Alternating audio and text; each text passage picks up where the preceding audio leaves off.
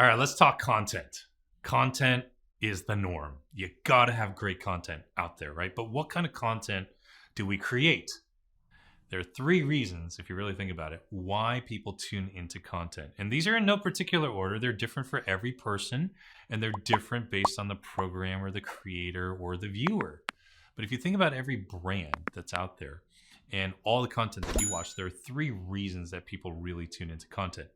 Number one, they want to be educated. They want to learn something. It's a how-to, if you will. Similar to this video, right? Just learning something new. It could be instructional, it can be theoretical, but they're learning something. We want to learn something. So number one, it's educational.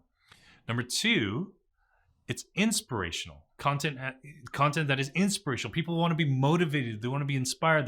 They're tear jerkers, right? These are more compelling and emotionally moving stories, right? So these aren't necessarily how to be more inspirational. It's just something that really encourages us or lifts us up, right? And then third, there's content that is just entertainment. It's just fun.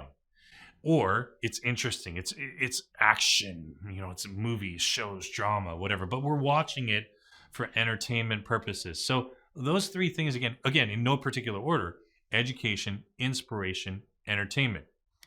I am primarily an educational content creator. I teach how-to stuff. I teach branding, marketing, copywriting, you name it. But here's the thing. Regardless of which one of these three you are, you need to delve into the other two at least once in a while. No one wants to hang out with a teacher all the time. If all I ever did with my friends and my colleagues was just teach, they'd be like, Mike is just lecturing me all the time. I've got to weave in some content that is inspirational or even entertaining, that highlights some aspect of my humor or my personality. I have a very dry sense of humor, and that shows in certain pieces of content that I create on social media.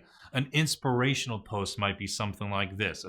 Some time ago, I published my first book, You Are the Brand. And before it even went live, I got a few copies to give out to friends and family. And I handed a copy of the book to my mom. And I recorded her on video to get her raw reaction. What do you think? Very attractive. Really?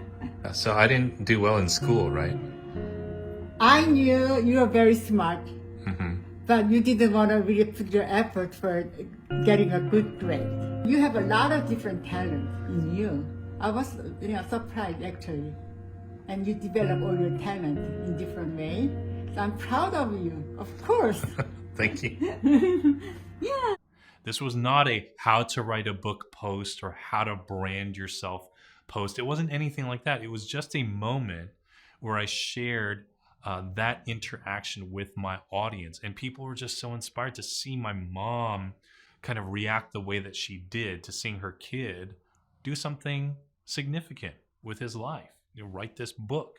I'm gonna put some music to it. It was inspirational. It was encouraging. And people said this: I feel like I got to know you more through this piece of content. It was so inspiring.